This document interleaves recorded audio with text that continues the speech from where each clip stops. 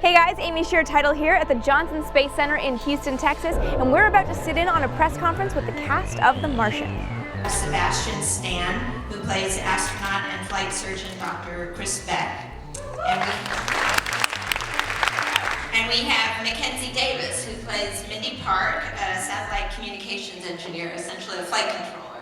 We have a couple of JSC employees who are sort of their real-life counterparts. We have astronaut Mike Hopkins, also known as Hopper. And then we have Pooja Jasrani, who's an ISS flight controller and instructor specializing in motion control and attitude determination. So the focus of the press conference today was the intersection between the film The Martian and what's going on with NASA's journey to Mars here at Houston. So it was an interesting thing to have Sebastian talk to Mike Hopkins about what it's like to really do an EVA. When they made our astronaut suits, they did not think about us going on pee breaks. Maybe that's pretty accurate. Yeah, it's the same. Another really interesting conversation was between Pooja Jasrani, who is a flight controller for the International Space Station, and Mackenzie, who played a very similar role in The Martian. The two compared notes on what it's like to be part of a mission team, but not actually in space on the mission. There's a lot of support that happens on the ground, and both women have dealt with, in some cases in reality and in some cases portraying reality, what it's like to help the astronauts off the Earth when you're tethered to the ground.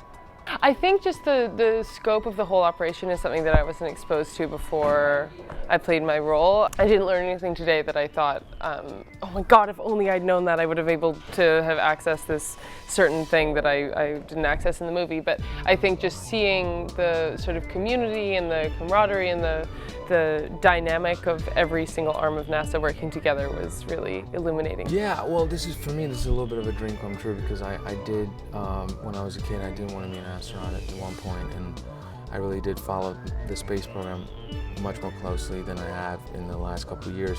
And actually doing research for this movie, just going and reading about NASA, going on the website, following the guys on the station, like even their Instagrams and so on, it's gotten me much more involved again in terms of feeling passionate about just NASA. And so I read the articles now and I'm up to date on stuff.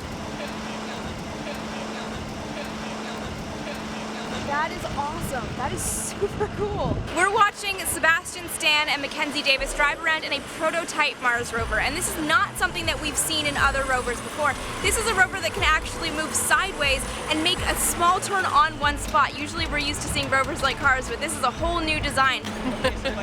Yeah, it was like doing donuts on the moon. It was very cool.